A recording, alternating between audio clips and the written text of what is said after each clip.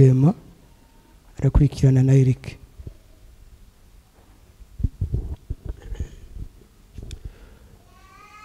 Bwana sifiwe.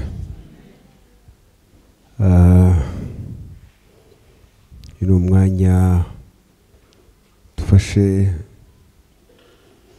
kugira ngo tubashe kugira amagambo make cyane tuvuga ku bwa muzehe Juvenal Gasinzira wari umuyobozi mu gihe kigufi cyane cy'amezi agera muri 3,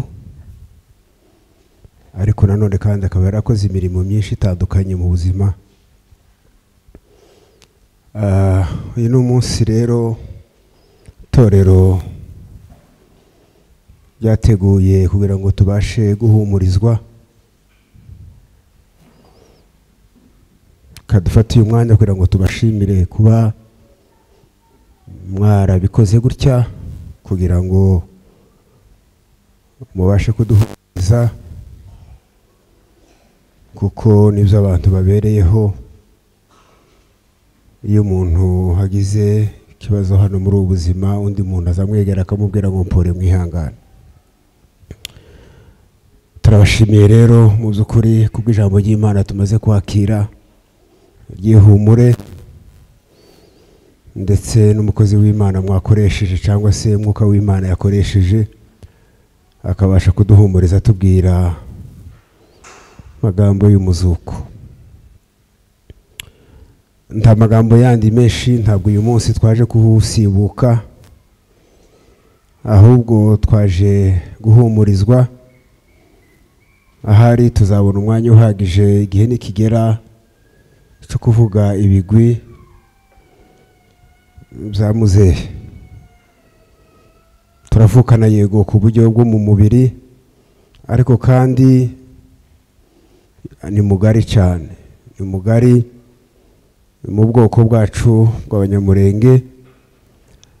Rero ijambo vuga ni ijambo ryo kubahumuriza, ijambo vuga ni ijambo ryo gukomeza abantu. Ijambo vuga ni ukuvuga yuko ntabwo nugera tubona imibabaro, ntabwo ari we wa nyuma, n'ubundi turacabona ibyinshi bitubabaza, ariko dukomere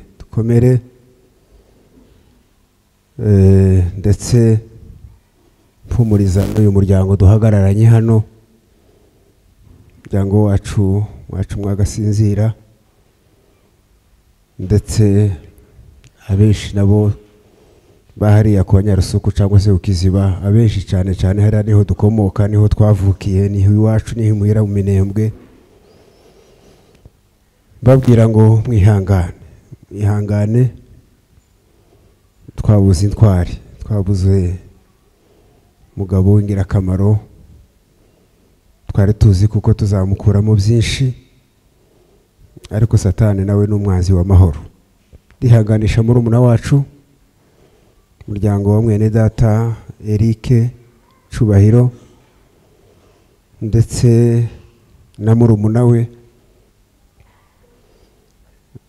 Moise Sengiyumva, n'ubundi kandi afite n'ikindi kiriyo kuri none, yabuze umubyeyi we wundi ari we nyirabukwe.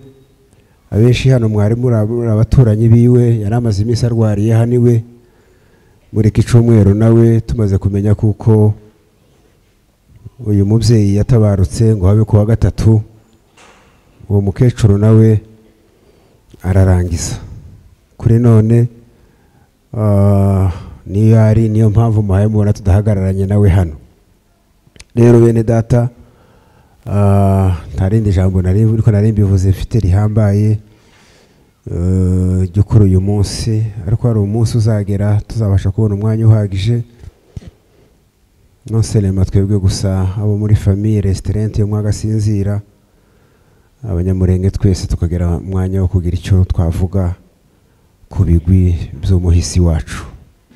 Kabashoje shimira mwebwe mwese mwabashe kuza, mu by'ukuri byaje bitunguranye cyane, materaniro yacu haba hariho za gahunda nyinshi ziba zaratekerejwe mbere zigategurwa, ariko ndashimira by'umwihariko abagize uyu musozi wa Gidurayi, nababonye abarevera benshi bakiza mu kanisa yabo kubwo guha agaciro uyu munsi. Kijanye n'ikindi porogaramu dufite umuyobozi n'ubundi kuko ari uyoboye kino kiganiro cyangwa se iki gice, n'ubundi nuza kuduhereza gahunda zose uko zitekerezwa cyangwa se uko zipanze, ryari azashingurwa, ryari dushobora gutekereza wera kandi ukongera kandi kubabwira tukazabasha kubonana. Ibyo nk'umuyobozi usanzwe aturangaje imbere niwe uza kubitugezaho. Ahasigaye umubyeyi wacu dukomeje kumwifuriza iruhuko ryiza, kandi n'abasizwe bose amahoro y'Imana akomeza naze mu mitima yabo. Murakoze.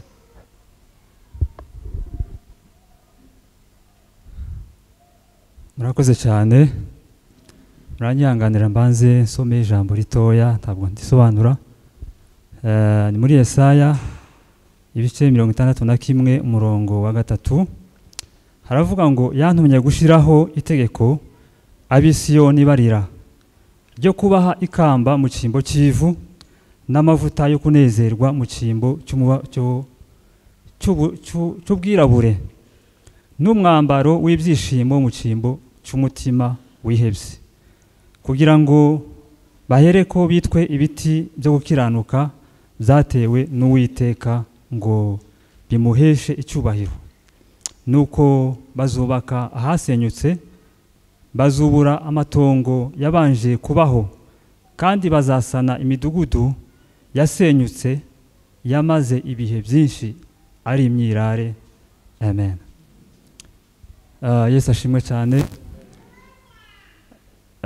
Simvuga byinshi, ariko iri jambo nsomye n'iri ryo kuduhumuriza twese nk'abanyamurenge muri rusange. Turi mu bihe bitoroshe, turi mu bihe turi guhura n'intambara nyinshi, turi mu bihe by'imibabaro myinshi, turi mu bihe byinshi bigoye, ariko muhumure, hari umunsi tuzagira ibyishimo mu cyimbo cy'imibabaro. Mu by'ukuri nubwo ari twe tuhagaze aha ngaha uyu munsi, ariko ni benshi muri iki cyumweru bagize ibyago k'ibyo twagize. Rero turababwiye ngo muhumurike rwose, dufite Imana. Yesu ashimwe. Rero ikigira kabiri, reka tubanze tuvuge gato kuri muze, nta byinshi tumuvugaho. Hari umunsi wiwe wo kuvuga biografi yiwe cyangwa se ubuhamya bwe n'imirimo yakoze, ariko uriya mubyeyi watabarutse ni umubyeyi wacu twese, umubyeyi w'ubwoko, ariko buri muntu wese agiraho akomoka. Yakomokaga mu nzu y'abasinzira, niwe wakurikiraga papa umbyara ku mugongo. Rero turabashimira abumvise iyo nkuru, baraje baradutabara. Ntabwo twari kure, ariko mu by'ukuri bahise baza mu rugo. Ndashimira itorero nsengeramo, rimaze kumva iyo nkuru ryaserutse mu rugo, baradusura, baraduhumuriza. Ndashimira umuryango wacu babugufi w'agasinzira, bose bahagaze aha babashe kuza batabonetse. Imana ibahe umugisha, batubaye hafi. Ndetse ndashimira n'itorero ryateguye aya materaniro yo guhumuriza imitima yacu kugira ngo duhumurike. Imana ibahe umugisha. Shimira n'umuryango wateguye iki gikorwa kugira ngo kibashe kugenda neza uyu munsi, bafatikanyije n'itorero ryacu kugira ngo uyu munsi tubashe kugira uyu muhango mwiza wo kuduhumuriza. Rero turavuze ngo Imana ibahe umugisha. Dushimira ndetse n'iri torero twakiriye uyu munsi, naryo turavuze ngo Imana ibahe umugisha. Umubyeyi wacu watabarutse nta byinshi tumuvugaho, ariko igihe naheruka kuvugana nawe ashize nk'ibyumweru nka 3, yari umunsi yari yagize isabukuru nziza, y'amavuko ndamwandikira naho twayirukaga kuvugana. Yari umuntu utatoranyaga abantu ku butoni, yakundaga abanyamurenge bose, ntiyatoranyaga ngo uyu nguyu turavukana. Umuntu wese witwa ngo ni umunyamurenge cyangwa se mwene wabo yamufataga kimwe n'undi wese bavukana. Ibi mvuga ndumva bamwe bashobora kubihamya ababanye nawe. Rero ndabashimiye mwese, ntabwo tuvuga byinshi. Imana imuhiriwe ridashira, kandi abashoboye kwitabira uyu muhango bose turabashimiye. Imana ibahe umugisha. Murakoze cyane. Barakoze bene data, kandi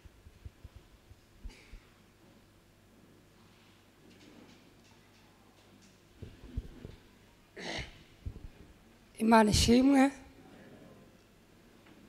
Nditwarika gushimira Imana kuko nizivuga ngo mubiriho byose, uko ni ukuvuga ngo ni ibintu bibiri, ni byiza ni bibi, ngo tugomba gushima Imana. Imana ishimwe. Turashima Imana kuko tubonye uyu mwanya wo kuba ahangaha kugira ngo duhumurizanye, kuko niyo ntego ya kino gitaramo.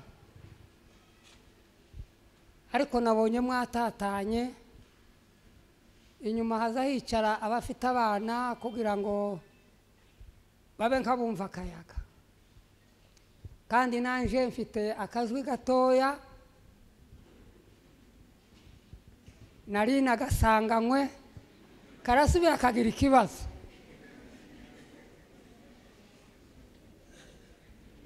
None ga simbizi nimba ribageraho, ariko abadafite abana bo kwigira hino tukaganira nubwo murushe, mwiriwe mu materaniro kandi ngo mumare murarya,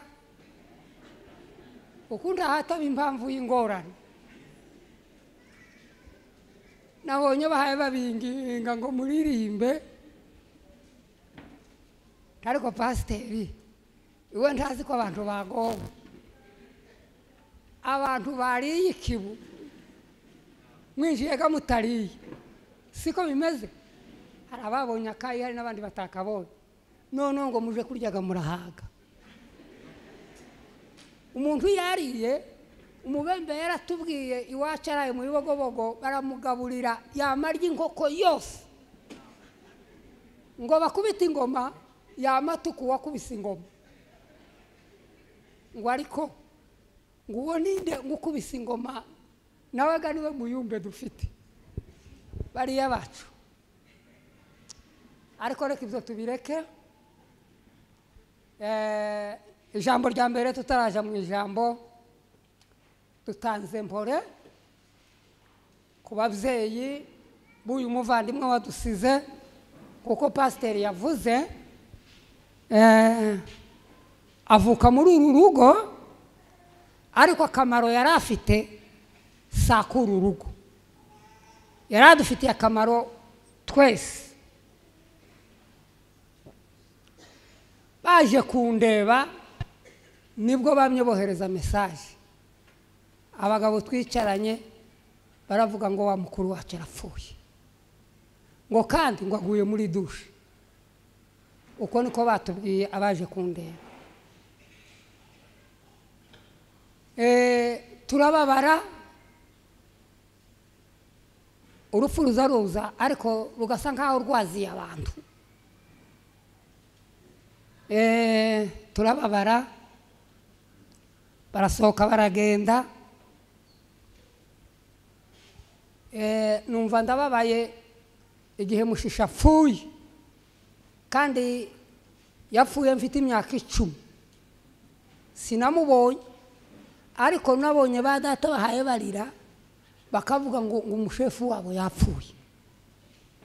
Baje kumbwira amakuru nyuma, nanje maze kuba umugabo, kuko muri iyo ntambara mukuru wanje yarariyo. ubwo numvishije amakuru ariko nza kubabara nyuma mbonye umubembe wa mwishe araza no mu rugo iwacu aratura reka mutambuke. Urugenzi rwa kabiri ni umunsi bavuga ngo Gisaro yapfuye, nawe sinamubonye ariko nari mfite radio ya Muninga. Icyo gihe nari umusore ugifite imbaraga, akazi kanje karako gukubita amabuye. Twariko twubaka ikanisa bampa akazi ko kumena amabuye kuko nari mfite imbaraga nyinshi cyane n'abandi basore nk'abangahe. Igihe twicaye duhaye tuyamena funguraga ya radio turi mu bibogobogo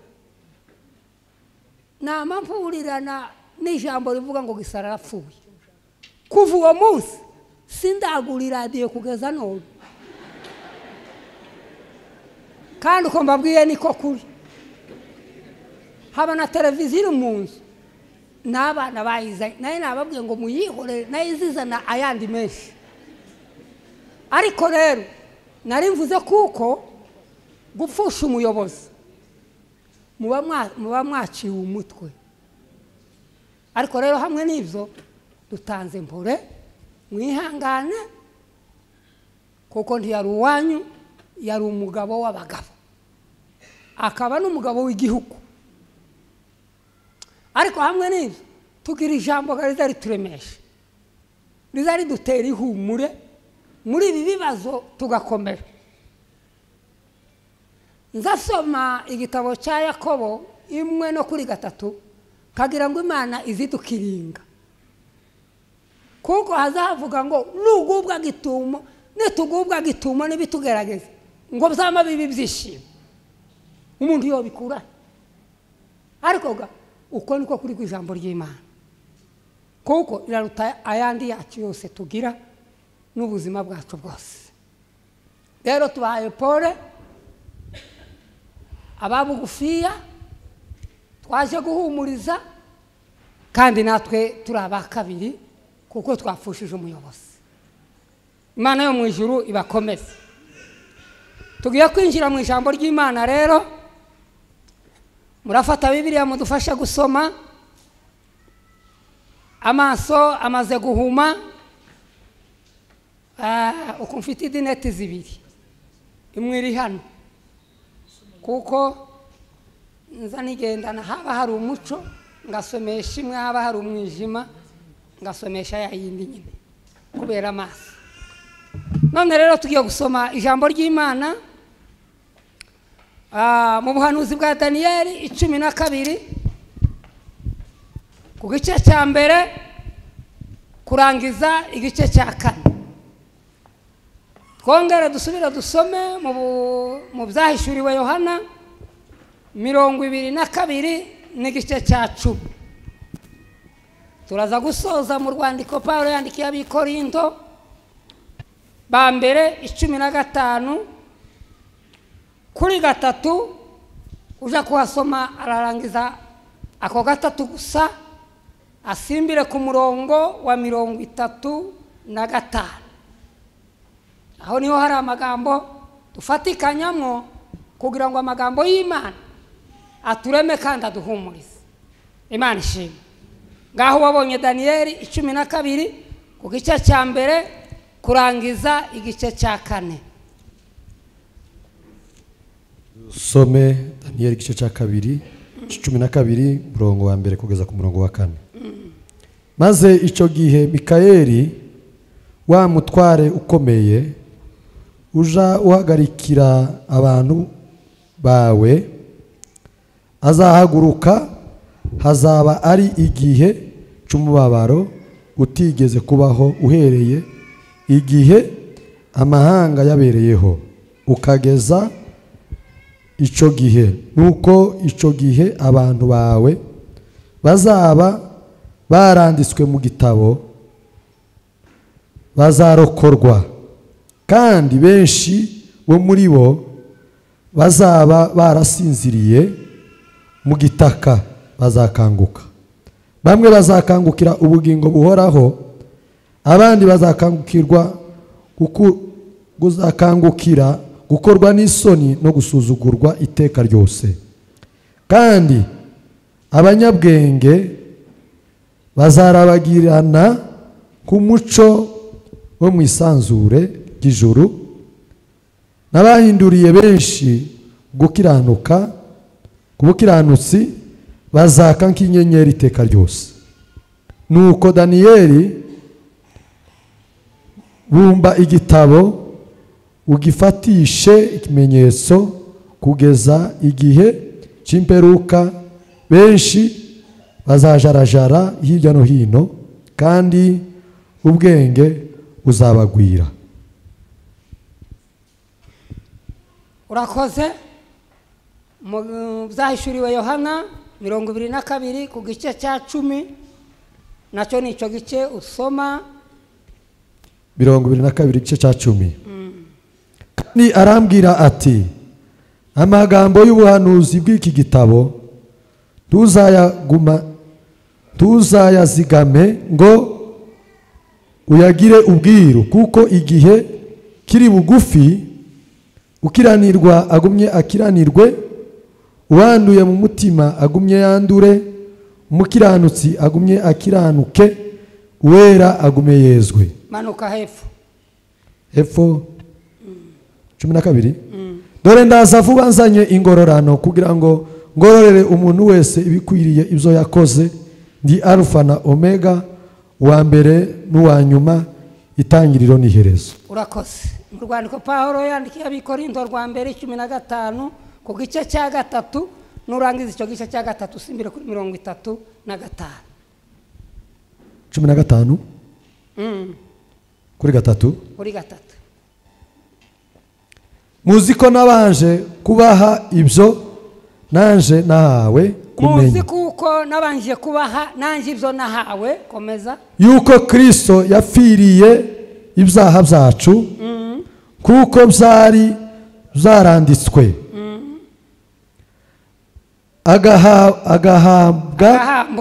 agahambwa akazuka ku munsi wa gatatu, kuko byari byaranditswe.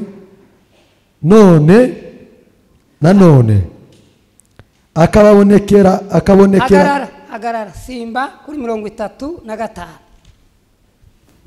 35. Haravuga ngo, ariko bamwe bazabaza bati, abapfuye bazazurwa bate? Bazaba bafite mubiri ki? Wamupfuwe, icyo ubiba tikiba kizima kitabanje gupfa, kandi icyo ubiba tikiba gifite umubiri kizagira hanyuma, ahubwo ubiba uyu akabuto ubwako kenda kuba ishaka cyangwa akandi kabuto, ariko Imana igaha umubiri kuko yawukageneye, kandi akabuto kose igaha umubiri wako ukwako. Urakoze. Imana iguhumugisha. Ngaya amagambo ducamwe bukeya kuko murayazi yose. Aha dusomye ni Daniyeli cyane ntiyeretswe iby'urupfu nka Yesaya. Daniyeli yeretswe iby'amami, kuko Nebukadineza niwe wari uhaye urota, akabona ibintu bine bingahe. Daniyeli akamuhamagara akamusobanurira, arasobanura muri ariya mami. Yigeze kubona mami 10. Ubwari buheruka bw'Abamedi n'Abaperesi ni ubwa Kuro. Uwo Kuro niwe wahanguye Abanyisiraheli gutaha. Hari uko Yesaya yari yaramuhanuye, imyaka iratambuka ari myinshi. Imana iravuga ngo nzahagurutsa igisiga gifite amerwe, ngo kandi ngo wazaba ari umwami witwa Kuro. Bashaka Kuro mu Banyisiraheli baramubura, kuko hatambutse imyaka 500.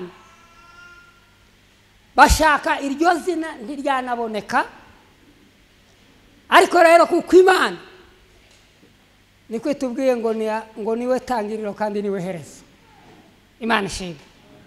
Imana ibwira Yesaya ngo nzahagurutsa igisiga c'amerwe cy'umwami witwa Kuru, uwo niwe uzakura ubwoko bw'Isiraheli akabuhangura ku manywa izuba riva. Rero aha twari dusomye n'amagambo ya Daniyeli, twari tuvuze ngo ntiyeretswe iby'urupfu yagiye mu by'ubwami gusa, ariko noneho ageze igihe cyo kurangiza, Mikayire azana igitabo amubwira aya magambo tuvuye gusoma.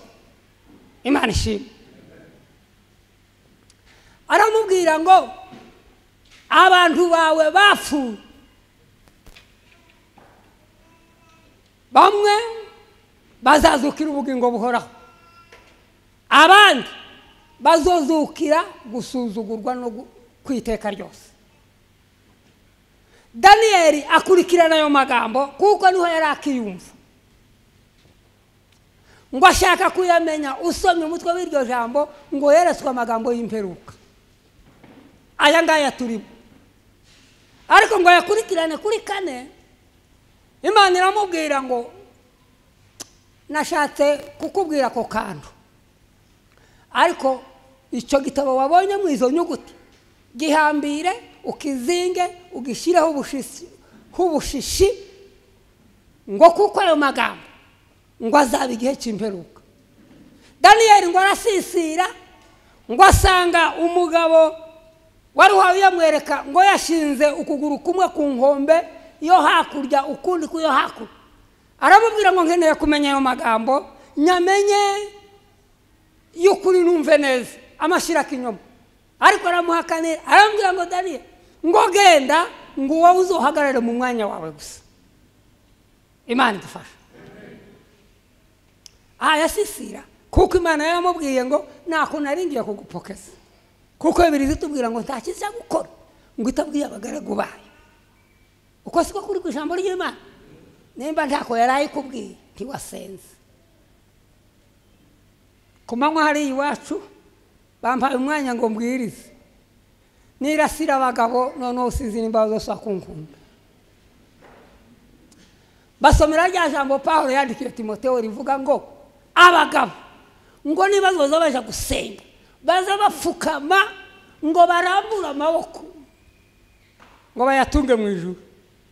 Ndabaza baraye basenze bakarambura ayo maboko, ariko nabasabye imbabazi ndimukantera amabuye, nanjye sinje n'ijambo.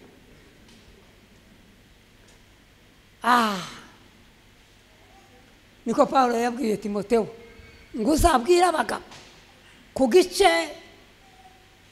cya 2:8, ngo uzabwire abagabo ngo nibazoza baje gusenga ngo baza bapfukama,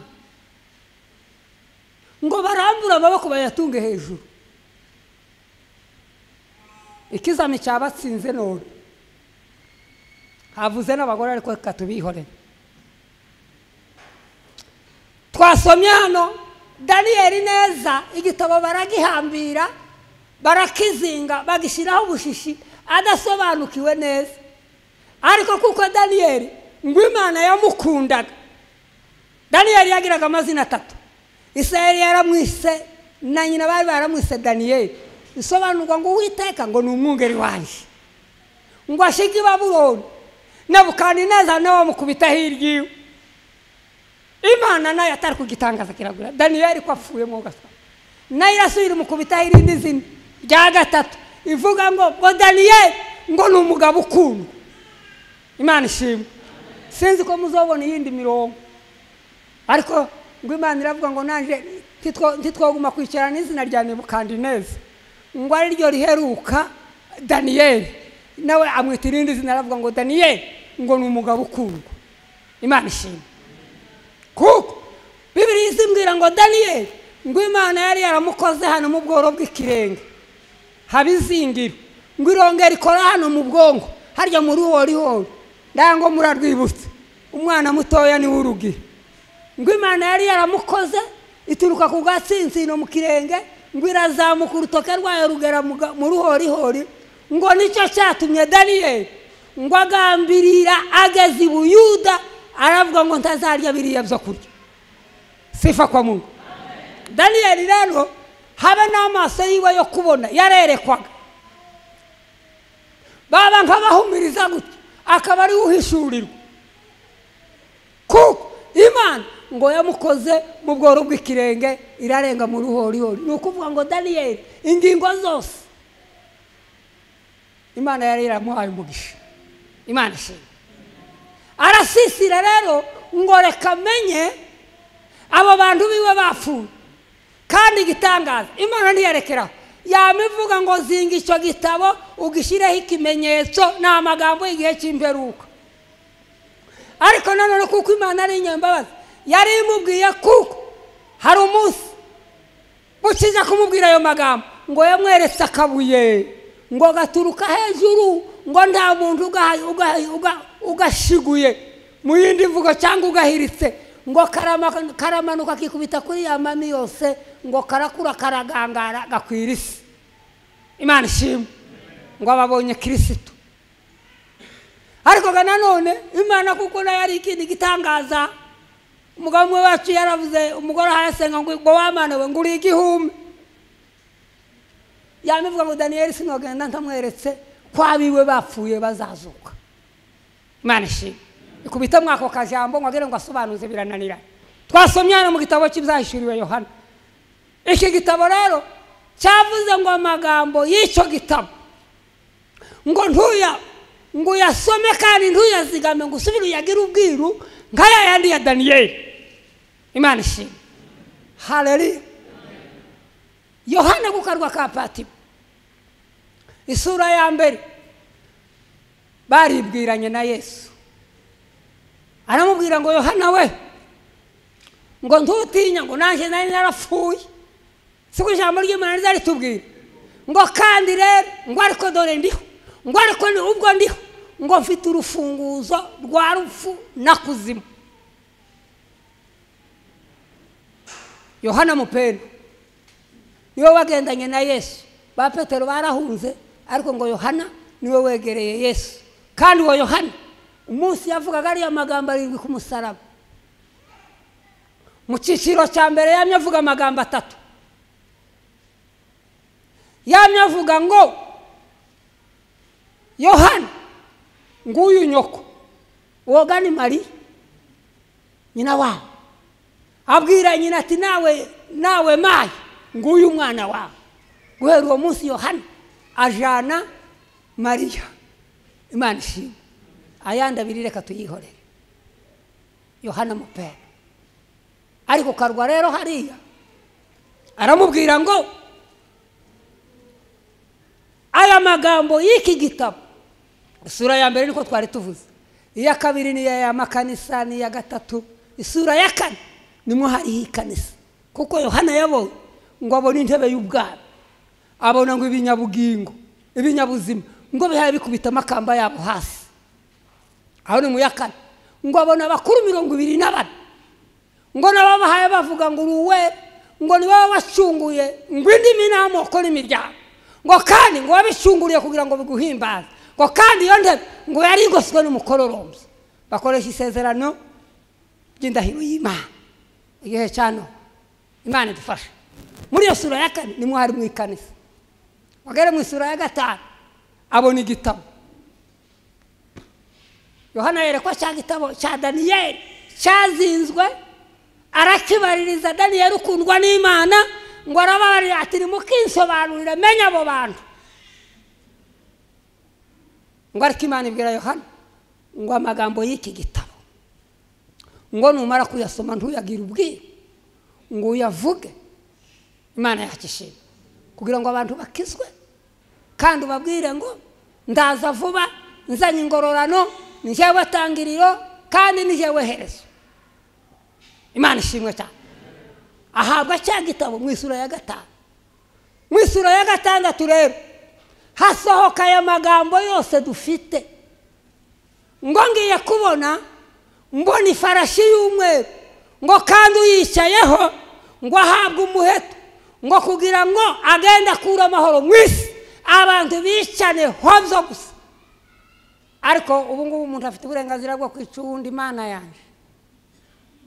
Aba bahungu baje kunaka ifaranga naje mbaye nzisaba ngo nzibure bankubita ikofa, ndacanganyikirwa sinamenye ikirere ndimo ngo nimba ifaranga ukugwa ngo ninje wabitse sadaka nicyo bari kandi ndabazi twarabagaburiye turabambika.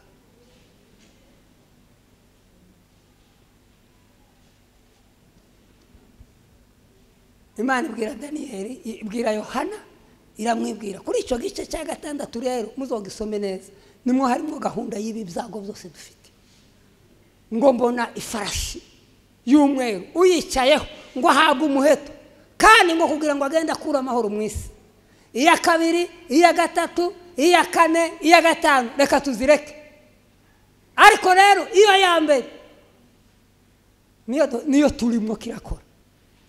Kuko Petero yavuze ngo imyuka mibi ya Antikristo ngo iri kirakora n'ubu. Iyo farashi rero niyo bariho. Nuhura hari akakwica nuko ayiriho nyirayo. Ariko ngo hari ikimubuza kugira ngo atagaragara ngo kiracyari hano. Umunsi cyakuweho idarapo yiwe bazayishinga hano. Niko ijambo ry'Imana ryambwiye. Uwo ni Antikristo. Imana idufashe. Ravuga ngo aya magambo y'iki gitabo gusuye kuyagira ubwiru kakwa kundi kwa Daniyeli. Nabwiye Daniyeli ngo na magambo y'igihe cy'imperuka. None Yohana ni wowe uhuriranye n'igihe cy'imperuka. Yabumbure ubwira abantu bose uwera yere uwandura yandure kuko ndaza vuba nzanye ingororano kugira ngo ngorore umuntu wese bikwiranye n'ibyo yakoze. Imana ishimwe. Tugara ku ijambo ryo kuzuka Pawulo rero yagezeho. Uyu nawe ni ikindi gihumbi. Pawulo kunda Pawulo nanone namuramukisha namukozeho mu rusengero ndamubwira ngo umunsi nagusanze nzakuramutsa. Pawulo ni umugabo mugufi w'igitwa kinini ariko cyuzuye ubwenge n'inabi. Pawulo rero murabizi urugendo rwiwe naho yahuriye na Yesu. Bibiliya yarambwiye ngo ise yamujanye mu ishuri afite imyaka 12 amwigisha amategeko yose ngo arangize amushira kuri teoloji kwa Gamaliyeli ariga ariko ngo mara kwiga kuko ngo yagiraga nabi muri kamere yiwe aba mubi kurusha Gamaliyeli. Gamaliyeli akamutesha wo ibi ariko uri umwana afunzi wanje uko yawigishije umwana uzumwigisha akagucaho akakurusha ubwenge. Ibyo murabizi mwebwe mwize kandi twabonye uwo mwanya wazo sigara umubwira akamukubwira ngo muze ngo kuko naje narize siko baza batubwira. Pawulo rero nawe ngo arangize teoloje aravuga ngo ntabandi azica ngo azica abantu bahaye basenga Kristo. Arafata muri Yerusalemu arababoha abandi arabica. Niwe wicishije Stefano bari bamufashe bagihaye bamusambisha banzika idini n'abanyamwanga umuco bari aho nibo bari bamufashe. Uzobasoma mu gitabo cy'umugenzi ariko ngo ahagere abona ko baramusambisha buke yamavuga ati kwanza nimumwambura amahuzu muracyari ko muvugisha uyu mujinga bamamukuraho amahuzu.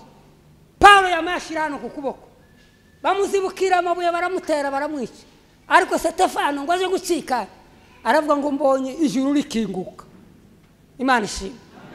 Ngo kandi mbonye Imana ngo yicaye ngo nigishura cyane ngo arangize aravuga ngo Mana ngo wabarira ababantu kuko badahaye bamenye icyo bahaye bakora.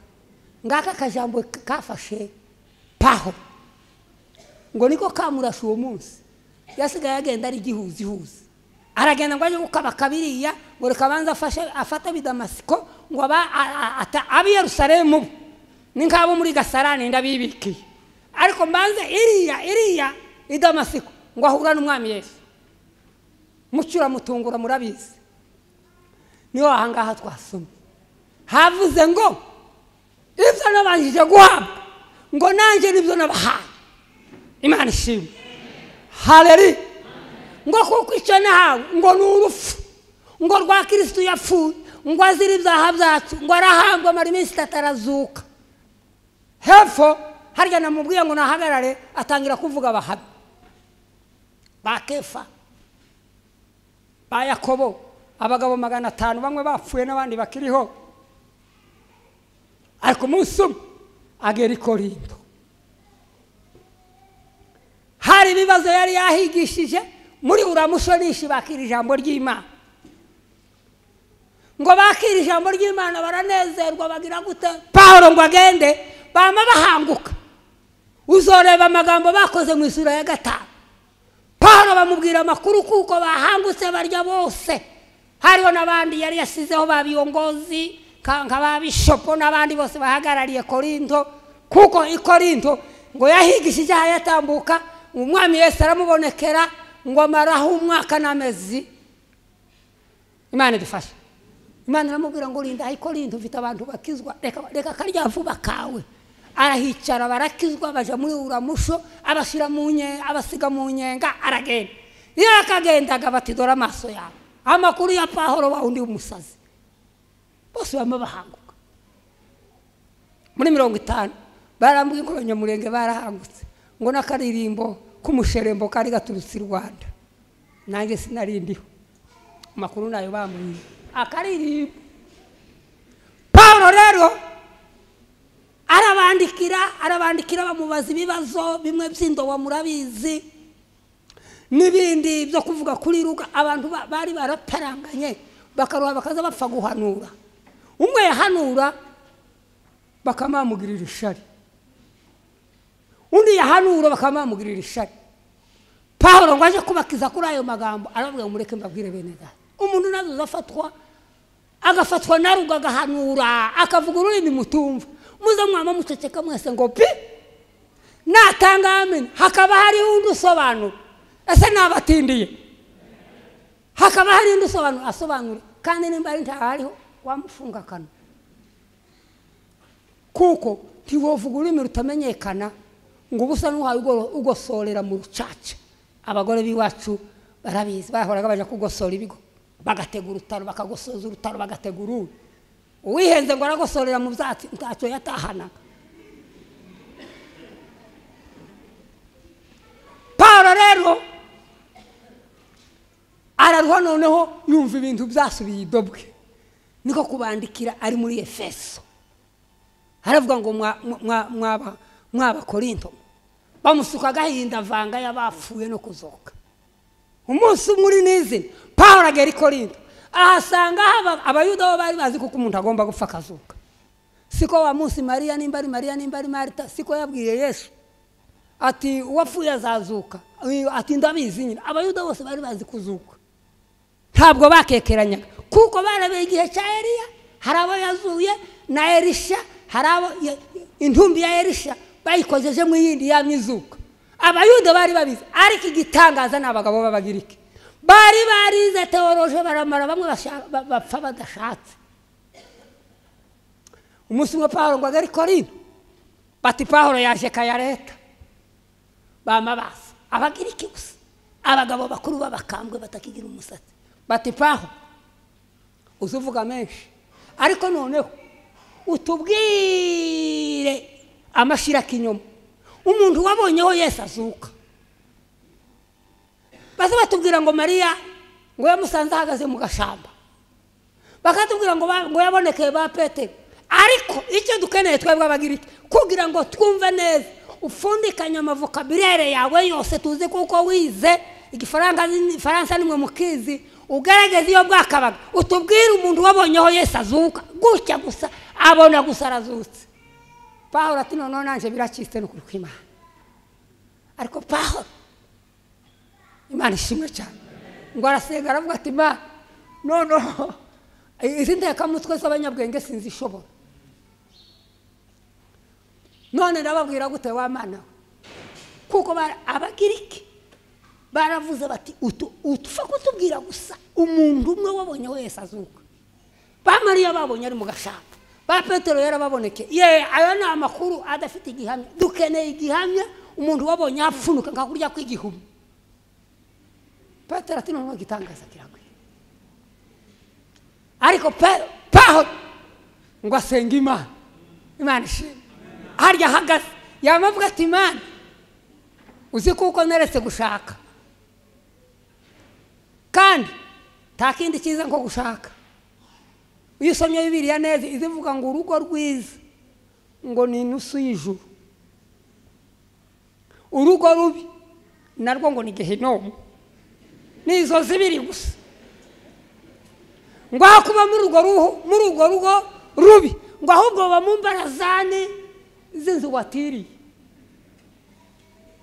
Pawulo ngo yari yaragambiye yaravuga ngo amaze kumenya Yesu no kuzuka kwa Yesu yamavuga ngo ntazashaka. Umugore atazoja kumutera Teresi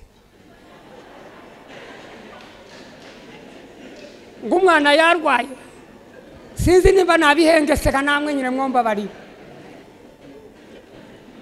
Nishaka uyu mugore ejo ngo yarwaye ngo nimujane kwa muganga nitubona umwana ngo umwana yarwaye yamavuga ngo tazoshaka, ahubwo rero ngo agiye gushaka ubutumwa bwiza.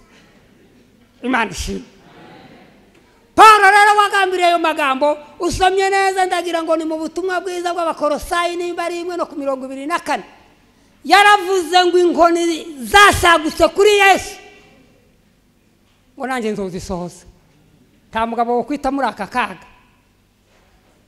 Ariko Pawulo aravuga ngo nashatse Yesu kugira ngo ntazobona ikindi cyose kimpuza ngo kandi zoza muvuga ngo kumanywa na nijoro. Icyo gituma namukubitiye urusaku ndi hariya mu rusengero wacu.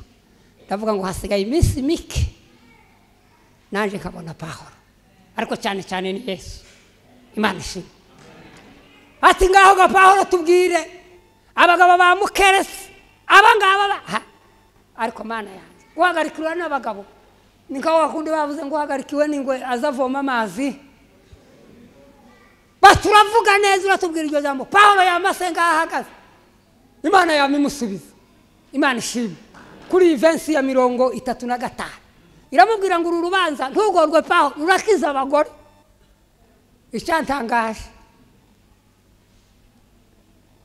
Imana ati noneho Pawulo ati noneho biratanga abagore. Na nivugaga abagore ndavuga Mariya. Aramubwira ngo ugenda uhamagara abagore bazi guhinga bo mu cyaro ubazane hano baragufasha gusubiza iki kibazo. Ese iyo bagiye gutera baza batera imbuto imeze gute? Cyari ko babaje. Imana ishimwe. Baramubwira ngo iyo tugiye gutera imbuto y'ibishimbo tuzatureba igishimbo cyiza gifite ijisho ryiza kimeze neza cyimfitira. Iri iwacu bari basigaye barya imbuto. Naratangaye. Ariko abagore b'iwacu bakera kaba mama na ba mukaka kwari ugusarura akamagiye gafunyika kimbuta kakani kanone neza kakagirira isuka kakabika igihe cyitera ryaza akamatora imbuto y'ikigugu apana imbuto yeze none. Baramubwira ngo iyo tugiye gutera ngo tuzadutora igishimbo cyiza cyangwa se nimba ari ikigori ngo tugatera. Twamara gutera nyuma y'ibyumweru 2 tukaza kureba ko cyameze. Twasanga kitameze tugafurura tugasanga uko twagiteye niko kikimeze ngo tukama dutaha tukavuga ngo twararumbije musubira mushaka yindi mbuto bya kunya twagiteye kirabona. Atari ko rero icyaboze kikava iki gishishwa cy'inyuma kikagondora harya hagati. Atusugira gutya nyine nubwo cyatinze kumera ntibiza bimerera rimwe kuko nawe utabitereye umunsi umwe. Ariko iri iwacu abagore baramaze kumenya amayeri bakama bararikana bakama bagenda bagatera umurimo umunsi umwe ibigori n'ibishimbo kubera ibyoyi bikama bimerera rimwe. Baramubwira ngo wafurura ugasanga cya kindi cyaraboze igishishwa cy'inyuma cyavuyeho hariho umugondoro wakatsi wataha ngo kamubwira umugabo ya myaka yose iri tayari nitaramera turategereje bishimbo n'amezi 2 twihangane nimba dusonje. Imana idufashe. Pawulo abagore bamufasha gukemura ikibazo. ijambo ry'Imana ryavuze ngo ni jewe Arufa na Omega, ni je tangiriro n'iherezo. Abasinze bande abagirika arabasinda neza ku mugaragaro ku manywa izuba riva. Bene data tuzazuka ariko twabanjije kubora. Niko rwaruhu rw'igishimbo. Umusomyi yatubwiye ngo kaza arakatsi kandi warateye imbuto. Icyo gituma yavuze ngo abera bari barapfuye, ngo nababwiye abandi inkuru nziza ngo bazagororerwa, ngo kandi bazitwa abera, ngo abagaruye abandi ngo bagiye gupfa bagiye muri Gehinomu, ngo abakoze iryo jambo. Icyo gituma tuvuga ijambo ry'Imana. Imana ishimwe. Haleluya. Paulo rero abatoye igisubizo cyo kuzuka. Imana ishimwe. Arongera yandikira Abatesalonike ngo abatubanjirije bafiriye muri Kristo Yesu ngo nibo bazabanza kuzuka, ngo natwe bazaba bakiriho nkuko yodibukaga ubunyine. Hariho abagabo yodibuka ubunyine, abagabo bamwe bokereho kuko ndi mwitegura, abandi bagore bokereho, ariko si twese, hariho abari maso. Imana ishimwe cyane. Nicyo gituma Paulo yandikiye Timoteyo ngo uzobwira abagabo iminsi yose baza basenga batunze amaboko hejuru. Nabwiye Manyonga ndamubwira umunsi umwe ngo ukarikire aya masaha uzoduha kwinjira mu rusengero, amasaha tuzatumara ati nabiri, ariyo yandi y'abana yo kuririmba, ariko amasaha neza tuzatumara nabiri. Yakarikire ku mwaka arayakarikira, usanga twarahombye twaratereje, sinzi n'Imana gusizo tujana mu ijuru. Amasaha 2 ku mwaka niko yambwiye, sinakoze matematike, arambwira ngo amasaha 2 ku mwaka ni 1440 arimo utundi dusagotoke. Ayo twakerejwe tudasenga ngo ni 3840. Kama nuva kuko tutari abantu bo kubabarirwa ayo twatakaje. Ariko rero reka dusoze bene data tuvuge ngo baravuga ngo se kuzuka ni gute bazaba bafite mubiri ki? Paulo hepfo arababwira ngo iyaduhaye iyi mibiri ngo ifite n'iyindi zoduha. Oh haleluya. Paulo aravuga ngo turiko turanihira muri iyi ngando ngo ariko suko duhaye dushaka kuyamburwa ngo nukugira ngo twinjize muri ya yindi. Imana idufashe bene data, mwize Imana ari hafi kugaruka. Imana ishimwe. Kandi abacu bapfuye, Daniel yamubwiye ngo nashatse kukudodesha abawe bapfuye.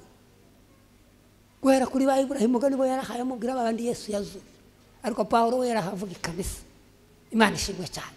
Bene data tuzazuka, mureke dupfe tubore. Nyuma yo kubora impanda nivuga tuzazuka. Yaduhaye iyi mibiri ngo izoduha n'iyindi irayifite ngo niwe tangiriro kandi niwe herezo. Nimwakira ijambo ry'Imana muhumurike. Imana iduhumure.